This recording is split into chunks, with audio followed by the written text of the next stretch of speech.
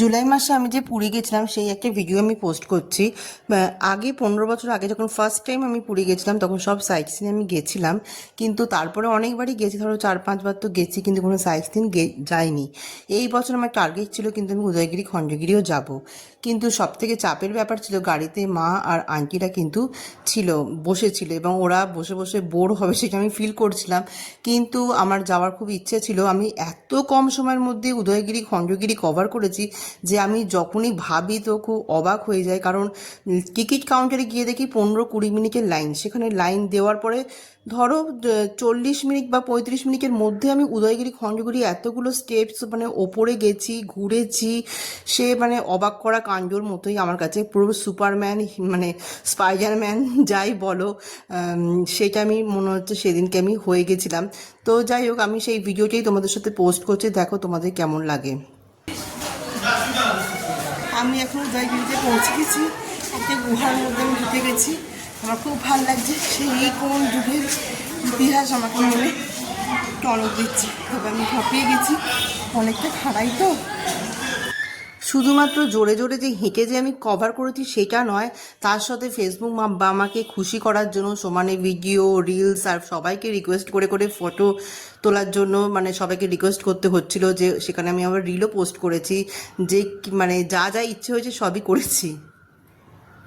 তো ভিউটা তো খুবই সুন্দর, গিয়ে যখন ওখানে দাঁড়ালাম একদম টপে, তো ভালো লাগছিল বেশ।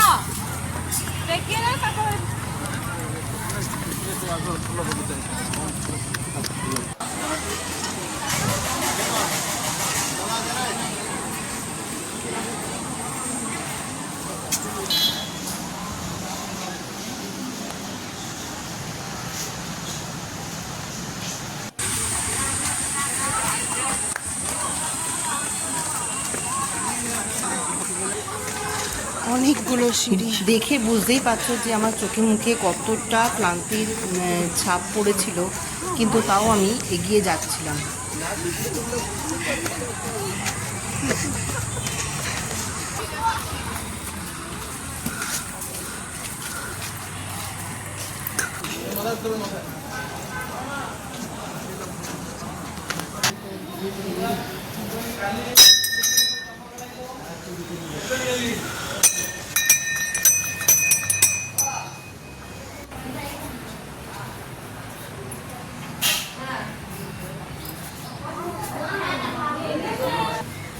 ये 2200 साल का पुराना मंदिर।